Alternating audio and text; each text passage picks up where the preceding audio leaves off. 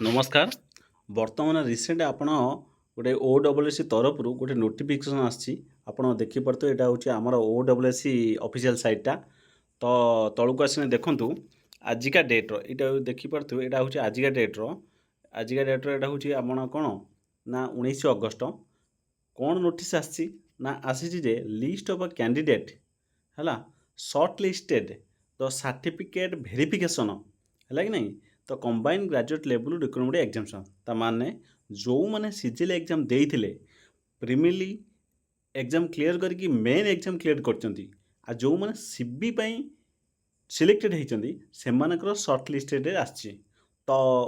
Odisha career truth तरफ से बहुत बहुत अभिनंदन। तो चलते ये भिडियो देखिए केते पिला सिलेक्टेड होइचंती केते आपणकर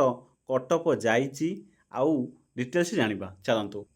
तो यहाँ आपंकर हूँ ऑफिशियली नोटिफिकेशनटा जोटा कि आप देखिपे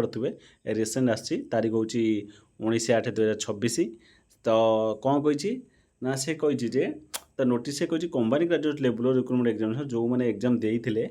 नहीं तो एपटू तलू आसतु ये देखिए जो मैंने आम पेपर 1 आउ पेपर 2 एग्जाम क्लियर करके सीबी सिलेक्टेड होती लिस्टा रोल नंबर मध्यम दे देछि तो आपण निजे ए पीडीएफ टी डाउनलोड कर चेक करें मुझे पीडीएफ टी कमेंट बॉक्स रे आउ डिस्क्रिप्शन देदेमी आप निजे पीडीएफ डाउनलोड कर आम निज आपणकर निज रोल नंबर चेक करेंगे। तो देखूँ केते पिला सिलेक्टेड होइचंदी ऑलरेडी से टोटाल रोल नंबर सहित कौ माने केते कैटेगरी रे सिलेक्टेड होइचंदी से पीडीएफ रे डिटेल्स दे देइचंदी आउ आपण जदि पीडीएफ रे तळु तळु आसीबे तान देखि परिबे टोटाल केते पिला सिलेक्टेड होइचंदी मु आपनको एठी देखौची। तो एठी आपण देखि परथुबे आपणकर टोटाल पिला 2431 है नहीं आपण मुझे देखौची एठी आपणकर एठी देखंतु देइची केते पिला सिलेक्टेड होइचंदी ना 2431 टोटाल पिला सिलेक्टेड होइचंदी आ कटअप से पीडीएफ रो लास्ट दे देइची आपण देखि परिबे जदी देखंतु एठी जे यूआर आपणकर जाइची 156 है नहीं किंतु यूआर ओमेन मानक जाइची केते 150